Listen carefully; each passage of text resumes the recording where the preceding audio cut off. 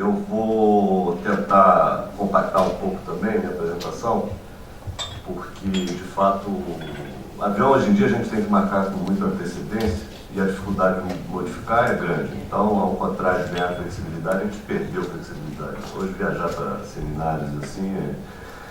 Bom, eu cheguei também cedo e tive a oportunidade de ouvir várias das apresentações, das exposições, e fiquei me segurando ali para não entrar no debate logo de cara, a menos da intervenção que eu fiz em relação à fala do Albert. E ele não entendeu exatamente o que eu quis dizer, eu apenas sugeri que ele também, não em relação ao Brasil estar no inferno, que eu acho que está mesmo, a gente nunca saiu do inferno, se a gente for falar a sério dos indicadores sociais do Brasil, de tantas mazelas que existem no país, não é porque hoje em dia estou no governo, amanhã eu vou deixar de estar, e a gente vai ficar adorando o pílula, né? Mas o que eu estava dizendo é a generalização da análise sobre a indústria brasileira. Para mim é um tema caro, porque eu faço parte de uma Kombi, uma van hoje em dia, né? De estruturalistas, onde o Lacerda também está, embora muito mais macroeconomista do que eu. E para alguém que sempre seguiu princípios de compreensão da evolução da indústria baseada na análise estrutural, a generalização que se faz na indústria brasileira, ela é nada mais, nada menos do que uma massa, uma maçaroca amorfa de informações que realmente podem ser manejadas para um lado para o outro, mas que não têm, de fato, substância nenhuma. Os dados são difíceis, muitas vezes são ruins. Foi dito aqui a dificuldade de dados, o colega do setor de imóveis, a dificuldade de dados, mas a dificuldade de dados é da realidade, não é do sistema estatístico de um país ou outro. O nosso problema não é a qualidade dos nossos dados, sinceramente falando, o problema é o que se faz com os dados no Brasil. É como usamos os nossos dados. Como é que a gente acha que números devem ser procurados até que eles deem suporte ao argumento que a gente já tinha. E não temos paciência para olhar os números para ver o que eles estão querendo dizer, né? Bom, mas eu não vou também ficar... Eu precisaria de mais tempo para poder reagir, digamos assim, a algumas dessas questões. Como eu vou mostrar a vocês, a apresentação que eu já havia preparado, eu vou segui-la. O que eu queria apenas comentar é o seguinte: o Renato, ele falou uma coisa importantíssima, né? Política industrial, não há dúvida, política industrial é de Estado, não existe política industrial do governo. O que existe é política econômica de governo. O governo faz política macroeconômica, a gente é viciado em política macroeconômica, a gente ficou 30 anos discutindo somente isso, juros, câmbio, política fiscal, etc. Só que o governo também faz política econômica, e a gente poderia chamar de política microeconômica. Política microeconômica é mexer uma tarifa aqui, é criar um incentivo financeiro ali, é fazer uma política de dinamização da demanda usando instrumentos que não câmbio juros ou gasto público, tá certo? E assim sucessivamente. Então vamos chamar isso de política microeconômica. Política industrial é outro bicho. Política industrial é de longo prazo, exige visão de futuro, exige consenso político e exige um Estado fazendo essa política. Se a gente hoje tem uma política de governo, e se esse governo entendeu que deveria definir linhas de política industrial somente até o fim do seu mandato, é um sintoma de que a coesão política em torno da política industrial no Brasil é pequena, não é grande. A necessidade é percebida como grande, mas a coesão política é pequena. Eu ouvi hoje, há poucos minutos atrás, pessoas que acham que tem que ter mais Estado, com mais capacidade de defesa comercial, etc., mas que acham que tem que diminuir o tamanho do Estado. São pessoas contraditórias. É um discurso contraditório, quer mais Estado de um lado e menos do outro, afinal, quer mais Estado ou menos Estado? Tá certo? Ah, então quer um Estado diferente, não menos Estado. Então vamos brigar por um Estado diferente. Então, a política industrial é uma questão de Estado. Por isso eu vou corrigir o Renato Jardim. Em algum momento ele falou que há uma concorrência com o governo chinês. Não, isso seria mole. a gente concorre com o Estado chinês. Que a política industrial chinesa é feita pelo Estado chinês. Então é duro e a gente não vai ganhar. Ainda mais com pensamentos relativamente imediatistas que, de algum modo, dão a base de todo o debate que vem ocorrendo. Tá? Então, dito isso, eu vou tentar passar rapidamente pelos pontos aqui que eu gostaria de mostrar a vocês. Bom, eu aqui estou de... outro dia eu fiz esse comentário jocoso, mas eu acho que aqui a gente tem intimidade. Eu estou de UFRJ, universidade, onde a gente fala o que a gente pensa, e estou de BNDES, onde a gente fala o que a gente pensa, mas pensando 2 vezes antes de falar. Né? Mas eu não vou dizer o seguinte: existem as pessoas que falam que a gente age conforme o chapéu, mas o meu caso é muito claro. Eu tenho um chapéu na universidade e um boné no BNDES. Tá? O BNDES é um bonezinho. Nós lá, eu fui convidado e aceitei para participar do esforço de construção da política industrial brasileira, que, como eu já antecipei, está ainda numa fase muito inicial. Eu coloquei esse título aí porque eu nasci e quer que a gente fale de desindustrialização. E eu coloquei o muito além dos números porque, de fato, não dá para discutir um fenômeno estrutural de longo prazo olhando alguns números que tentam traduzir o tamanho da indústria em relação ao PIB assim sucessivamente. Né? Então, eu tenho que apontar para lá, né? Bom, talvez... Deixando o academicismo de lado, desindustrialização, ela significa, a palavra importante aqui é uma só, é a palavra permanente. Todo mundo tem a noção clara que desindustrialização é uma redução do tamanho do peso da indústria na economia. A palavra importante da definição clássica de desindustrialização, que vem desse livro aí, que eu sugiro aos interessados que leiam, é um livro já antigo, mas é o bam, é a bíblia da discussão, é um livro que colocou o tema que estavam discutindo em Inglaterra. Desindustrialização é uma discussão inglesa. Tá? E a palavra importante é a palavra permanente. Então, olhar a desindustrialização, na base que eu falo brincando, que eu saio do meu edifício e o porteiro fala: professor, a gente vai desindustrializar hoje? Não dá, né? Então a gente tem que olhar processos de longo prazo, tendências de longo prazo. Normalmente, seria importante pensar a desindustrialização em termos de emprego. En passant, significaria que no Brasil, portanto, não há desindustrialização, porque não há redução do emprego industrial. Infelizmente, o emprego hoje é consequência da produtividade. Ele é tão, digamos, o nível de emprego é tão dependente de questões relacionadas à produtividade, que você enxergar o emprego industrial diminuir não é necessariamente algo ruim. A gente tem que ter clareza em relação a isso. Se essa diminuição do emprego está refletindo o aumento da produtividade. A diminuição do emprego industrial é ruim quando ela está refletindo diminuição da produção. Mas se ela decorre do aumento da produtividade, então, pelo menos ali onde a produtividade está aumentando, isso é esperado, faz parte do processo mais sofisticado de desenvolvimento. Por isso, as variantes foram surgindo. E a principal variante, na falta do recurso de medir por emprego, o emprego é uma variável boa porque não tem valor monetário, eu não preciso deflacionar, eu não preciso fazer comparações de poder de compra, fazer com PPP, usar taxa de câmbio, usar nada. Emprego é um número de empregados.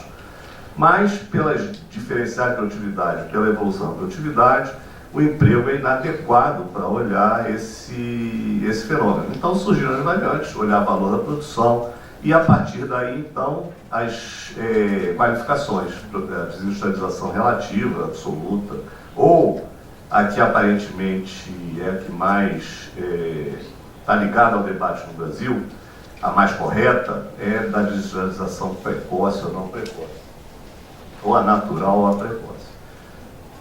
Bom, no entanto, o meu ponto está expresso nessa frase aí. Existe um tipo de pensamento sobre o processo de desenvolvimento industrial que não é dominante, não é o único, ele é importante no Brasil, graças aos céus, né? Que durante muitos anos, na fase de industrialização do pós-guerra, da década de 50, na década de 60, na década de 70, sempre insistiu que a industrialização não podia, falando lá de trás, que o processo de industrialização não podia ser reduzido meramente a uma observação do crescimento do peso da indústria na composição do PIB. Quer dizer, se um país tinha uma indústria de 20% e ela ia para 25%, não quer dizer que ele está se industrializando. Tá certo? A definição dos estruturalistas, particularmente latino-americanos, cepalinos, pessoal da Unicamp, onde o nosso colega Pedro teve o privilégio de estudar, tinham uma ideia muito forte e muito correta e muito importante de que industrialização não é um processo que a indústria ganha peso. É muito mais do que isso. Industrialização é um processo que a indústria se torna um motor dinâmico da economia. A indústria carrega a economia nas costas. Isso significa o seguinte: um paiseco qualquer começasse a produzir tecidos explorando mão de obra barata, ou um outro paiseco começasse a fazer somente montagem maquilada de produtos industriais, não estava se industrializando. A indústria estava ganhando participação no PIB, mas aquilo não dotava esses setores de capacidade dinâmica de gerar renda e resolver o principal dilema do crescimento econômico, que também foi mencionado aqui, e que é o seguinte: se a renda per capita está crescendo, o que todo mundo quer, o salário tem que crescer. Não há como crescer renda per capita sem crescer salário. Renda é salário e lucro. Eu poderia ter um processo que a renda per capita cresce porque os lucros crescem e o salário diminui. Os lucros crescem absurdamente e o salário diminui, a renda per capita cresce. Então isso chama-se crescimento com concentração de renda. Foi o que ocorreu na década de 70, por exemplo. Não é tão claro que quando a indústria vai bem, o trabalhador vai bem. A história brasileira mostra isso não. Né? Na década de 70, houve um processo de crescimento com concentração de renda. Então, a renda cresceu, mas a massa salarial não cresceu. Nesse momento atual, está havendo um processo de crescimento com distribuição de renda. Então, o salário tem que crescer. Se a gente quer pensar em desenvolvimento industrial, tem que pensar em crescimento de salário. Então, o crescimento do salário é um dado do problema da competitividade. É o tamanho do problema que nós temos hoje. Hoje o problema é maior, porque a gente tem que aumentar a competitividade com salários crescentes. Significa que a gente tem que ter tudo mais funcionando muito melhor. E exatamente porque tudo mais não está funcionando melhor, é que a gente está percebendo esse ato de competitividade na indústria. Bom, olha, na verdade, se eu não deveria pensar em industrialização exclusivamente em função do peso da indústria no PIB e o seu aumento ao longo dos anos, era necessário que a indústria exercesse um papel dinâmico, relevante no funcionamento daquela economia. Então, analogamente, eu não devo imaginar que a desindustrialização é uma mera redução do peso da indústria na economia. É necessário que a indústria perca o seu papel dinâmico na economia. Tá certo? Então, por isso que eu chamei isso aqui de muito além dos números. Embora eu vá mostrar ou não sei por causa do tempo, um monte de números, mas o que interessa é a reflexão além dos números. Eu não acho razoável alguém olhar um gráfico que diz que a indústria era 40% do PIB no Brasil na década de 70. Esse número é um número fictício. Primeiro que não é 40% nem no IBGE. Segundo que tem uma hora que se faz um conceito de indústria, que é o conceito da classificação industrial, que a indústria inclui a indústria extrativa, a indústria de transformação, a indústria da construção civil, os serviços industriais de utilidade pública e ainda mais um setor que está me escapando aqui. Aí a gente tem a chamada indústria no sentido mais amplo, e isso aí pode ter sido 40%. Mas a indústria extrativa de transformação não é. Eu tenho os dados aqui. Não tenho. Não tenho esses, tá? Eu acho que talvez eles vão aparecer lá na frente. Ou então eu não quis entrar nesses números. E se a gente então vai ver, houve uma redução do peso da indústria na composição do PIB brasileiro. Essa redução é visível, ela é menor a preços constantes. É interessante que a preços correntes ela é muito grande no período recente, ela existe e é grande recentemente. A preços constantes ela existe e é grande na década de 90. São processos completamente diferentes conforme a gente maneja esse. Mas a gente tem que considerar, e isso vocês também conhecem bem do debate sobre desindustrialização, que as economias, à medida que evoluem, é de se esperar que essa composição do PIB vá se alterando. Então eu tenho fatores de demanda que muitas vezes são consistentes com a redução do peso da indústria. Eu tenho fatores de oferta, particularmente ligados à diferença de produtividade do setor industrial em relação aos demais.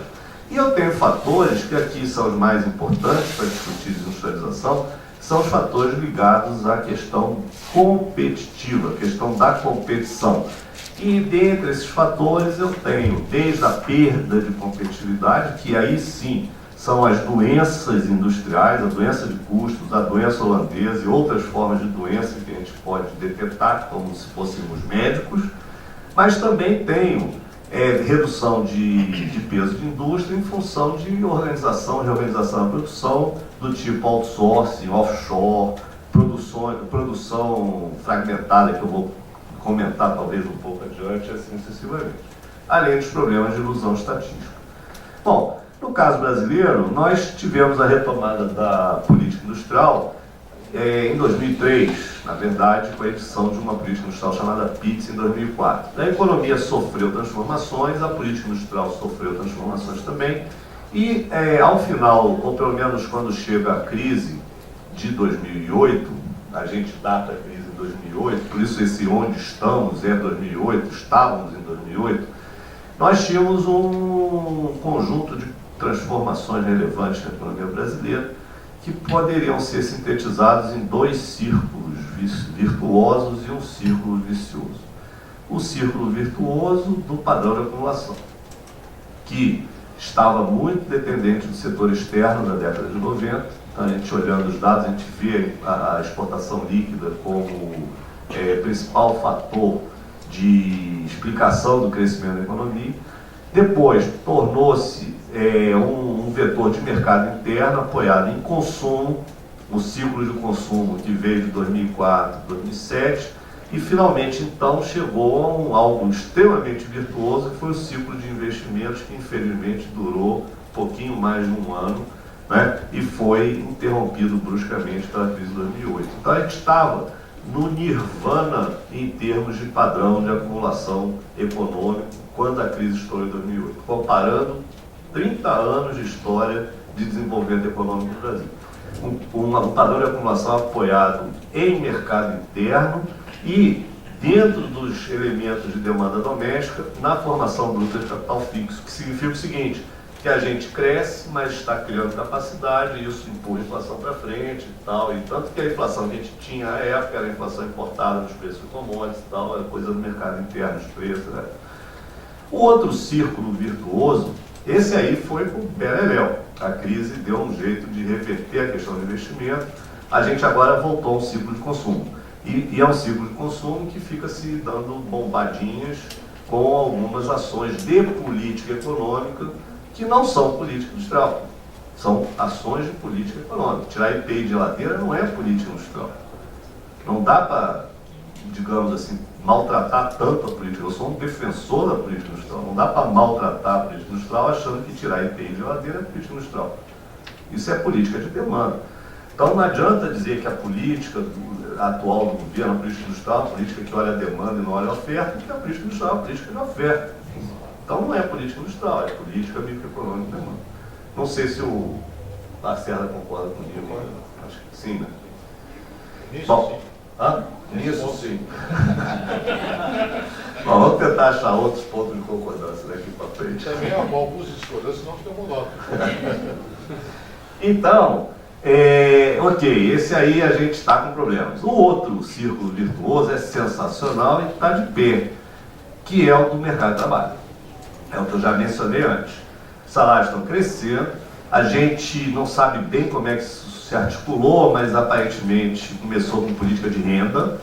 O papel do salário mínimo fundamental, e para quem gosta de ficar discutindo partidariamente, o salário mínimo está em crescimento no Brasil desde o Plano Real, quer dizer, o governo Fernando Henrique fez crescer o salário mínimo, o governo Lula fez crescer também, fez crescer mais, talvez porque tivesse mais espaço para isso, mas a política de estabilização baseada em contração de câmbio,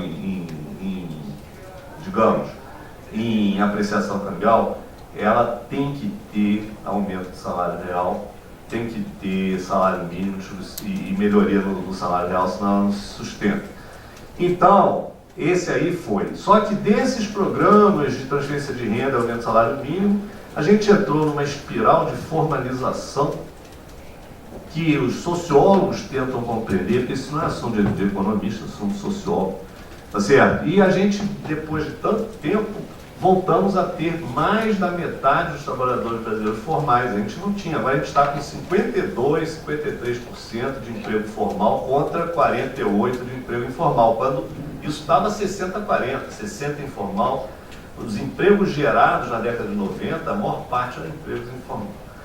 Isso teve a ver com crédito, porque a carteira de trabalho é necessária para o cara poder entrar no BNG lá da vida e pendurar um empréstimo e por uma série de acessos a esse negócio de vale transporte e outros benefícios que foram se construindo, uma rede de proteção social, parte de uma política social que fez o que antes parecia impossível, que é o seguinte: a formalização ocorre por pressão do trabalhador. O trabalhador que quer, antes o trabalhador não queria se formalizar. A gente via isso em casa com as nossas empregadas domésticas. O salário mínimo na Previdência também? Claro, a gente via isso em casa. Você falava assim: você não quer assinar a carteira? Não, doutor, vou ter desconto? Não quero, preferia não assinar, não via vantagem assinar a carteira. Bom, mas enfim. Esse negócio aí é importante porque ele dá robustez ao ciclo de consumo. É por isso que ele está sobrevivendo ao novo quadro. Em paralelo, o círculo vicioso da fragilização da indústria. A indústria não estava aguentando, como não está aguentando, e após a crise, com o acirramento competitivo internacional, a gente, andando na velocidade que viemos andando, ficamos relativamente piores em termos de competitividade e as importações começaram a aumentar, isso já desde 2005, 2006, mas depois da crise os dados são esses que vocês conhecem aí. Então, nessa toada aqui, eu vou perder o avião. Acelerando um pouquinho, a gente vê as políticas industriais. Essas nossas políticas industriais, ainda políticas de governo, políticas que têm um horizonte temporal insuficientemente longo, elas fazem o quê? Elas olham o passado recente e definem linhas de ação para um futuro próximo. Então, como é que acontece esse negócio? Vem a PITS, a Política Industrial Tecnológica e Comércio Exterior, produzida em 2003 e estreada em 2004, debaixo de um episódio recente de crise cambial, a de 99, uma economia com dificuldades de obtenção de saldo, em vulnerabilidade de balanço de pagamentos importante, com um risco soberano muito alto, enfim, com um problema externo danado. Então a PITS olhou aquilo, fez um diagnóstico daquilo e definiu medidas que são essencialmente positivas e corretas para atuar numa qualificação da exportação brasileira. A solução ali, olha, era isso aí. Era o teu ponto importantíssimo. Era o diagnóstico da PITS. A gente exportar mais para gerar mais divisa, para tirar o balanço de pagamento do buraco. Para exportar mais, a gente precisa de diferenciação do produto. Porque o Brasil não tem como competir com os asiáticos, a China já era existente à época, e a gente tem que diferenciar produto. Para diferenciar produto, a gente precisa de mais tecnologia e inovação. Melhores máquinas, melhores software e mais hardware eletrônico, mais microeletrônico. Então eles fizeram a armadura desde lá. A política industrial tinha 3 setores-chave, que era bem de capital, depois botaram a farmacêutica na história, por razões que eu nunca consegui entender bem. Mas o objetivo era qualificar, ao enobrecer, aumentar o valor adicionado da produção industrial brasileira para conseguir entrar nos mercados de maior preço, os mercados de produto diferenciado. Ninguém achava que era para tornar o Brasil uma indústria inovadora, mas era para qualificar a indústria brasileira a atuar nesses mercados mais diferenciados. No entanto, por uma razão que eu até falo brincando, vocês vão ver o seguinte, eu marquei a entrada da PITS aqui, a PITS foi a política industrial mais efetiva da história da humanidade, contando os gregos clássicos e os egípcios dos faraós. Por quê? Ela entra para melhorar a questão do balanço de pagamento e em um ano o balanço de pagamento brasileiro já vira um espetáculo. Olha lá o gráfico. Um economista neoclássico gosta de fazer estática comparativa, ele ia fazer o teste da PITS, que foi a política industrial mais efetiva do mundo. Mas na verdade não foi nada disso. O mundo deu uma rasteira na PITS, porque a nossa vulnerabilidade foi extinta por uma mudança nos termos de troca, uma valorização espetacular no preço exatamente das commodities e não daqueles não dos teus móveis de design, tá certo? E nós resolvemos o problema. A economia começou a andar e fez-se a PDP. A PDP, então, o que era? A Política de Desenvolvimento Produtivo, está escrito lá, é só ler. É uma política para levar adiante o ciclo de investimento. Essa deve ter sido a política mais desastrada do mundo, porque 6 meses depois o investimento capotou. Então, você faz uma política para puxar o investimento para cima, mas aí vem a crise e o investimento cai. Então, quando vem a PBM, ela não tem relação, embora ela apareça como continuidade do ponto de vista da sua concepção das linhas e tal, mas ela já é uma política de defesa do mercado interno. Tá certo? Então ela é uma política que cada vez mais vai ficar parecida com a da década de 90, que é a política de competitividade. A ideia é que a gente iria para a inovação, mas a gente está indo para a questão da competitividade. Se a gente olhar outros dados, a gente vê que isso acontece. É um investimento aí, como ele está fora, depois da PDP, a crise internacional. Se a gente olhar a balança comercial, a gente vê isso também. Olha aqui, eu peço desculpas aí porque eu peguei isso, estava em inglês, eu não percebi. Bom, aqui é que eu queria, eu estou com o microfone não, então aqui que eu queria deixar de ser generalista. Aqui eu estou pegando de 89, vamos esquecer exportação e importação que a gente é acostumado a olhar. A gente sempre olha os números da exportação e da importação. Vamos olhar as linhas. A linha vermelha é o saldo. Obrigado. A linha vermelha, é o saldo. E a linha amarela é uma linha que a gente é menos acostumado a olhar, que é a corrente do comércio, a soma dos dois. Não é exportação menos importação, é exportação mais. A linha vermelha é uma medida imperfeita, equivocada, e além de imperfeita e equivocada, mas é uma medida de competitividade. O país competitivo tem saldo, o país não competitivo tem déficit de balanço comercial. Isso dá para usar assim. A linha amarela é uma medida imperfeita de abertura. Quanto maior a soma X mais M, mais aberta é a economia. Então a gente olha aqui, o que a gente vê de realmente chamativo é a explosão de abertura que o país vai passar a partir de 2004. Principalmente, primeiro, porque as exportações cresceram muito, depois as importações cresceram muito, e a gente, então, hoje tem um movimento balanço comercial superior a 400 bi. Tá certo? Que é 10% do PIB, é coisa dessa para... Né?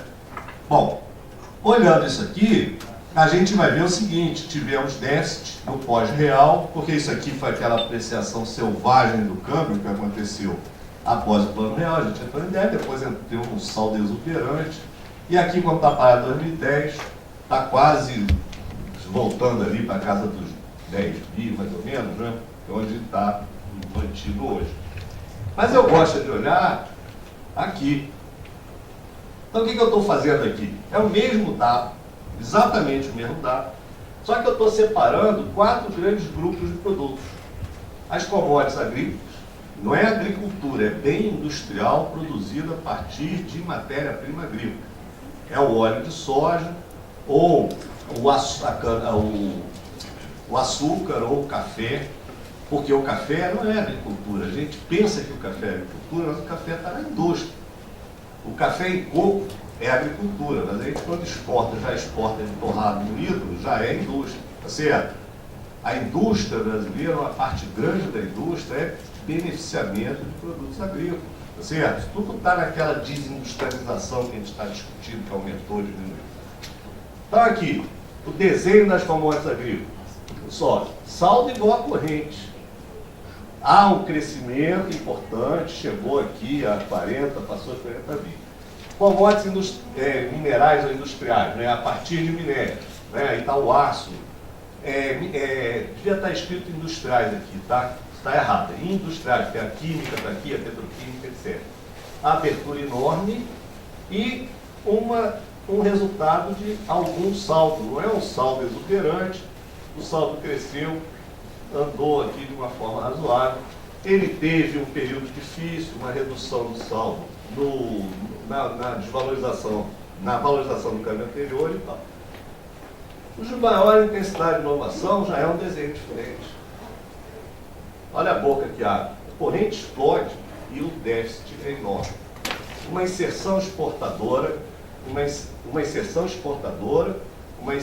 importadora, algum comércio intraindustrial e, finalmente, a indústria tradicional, que é a indústria têxtil, indústria móveis, etc., calçados, alimentos, não commodities e tal. E qual é a principal característica da indústria tradicional? No meu modo de ver, a principal característica é o relativo fechamento dessa indústria. A indústria se manteve ainda mais fechada do que as demais. Eu não encontro isso aqui, ó, essa alçada que os demais setores. O que acontece? Acontece o seguinte, aquilo que eu mostrei ali é o agregado, aquele primeiro. Ó.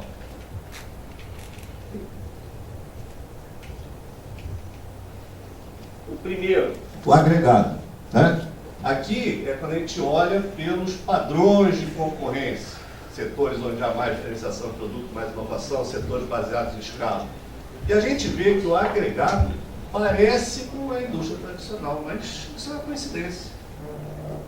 Isso é uma mera coincidência. Por que é uma coincidência? Porque, de fato, isto compensa isso. Quer dizer, os de maior conteúdo tecnológico são compensados, o movimento deles está compensado no tempo, ao longo dos anos, isso vem desde 89, pelo que está acontecendo nas commodities. E a gente acha que a indústria brasileira ela é a cara da indústria tradicional, mas não é. Isso aqui é um problema específico, isso aqui é um problema específico, isso aqui é um problema específico. Tem problemas aqui também. Bom.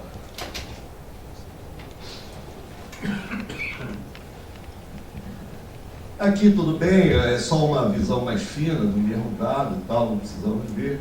E aqui então nós vemos como é que isso aparece quando a gente começa a olhar estruturalmente a indústria. Então eu estou aqui num período mais recente, a composição da produção industrial, ó, aqui são as commodities agrícolas, as commodities industriais, a indústria de maior conteúdo inovativo e a indústria tradicional. A gente vê o seguinte, a gente tem uma composição da indústria que tem essa característica aqui. Tá? Ela é grande em CI, ela é grande em IN, ela é grande em IT, então está mais ou menos diversificada, distribuída e é menorzinha nas commodities agrícolas. Quando a gente olha os coeficientes de exportação, olha o mapa aqui. Ele é enorme na CA, ele é bastante pequeno aqui na IN, tá certo? E a CI é razoavelmente elevada e tal. Quando a gente olha a importação, o desenho é completamente diferente. Então nós temos um coeficiente de importação enorme de produtos de maior conteúdo tecnológico e importamos pouco do resto.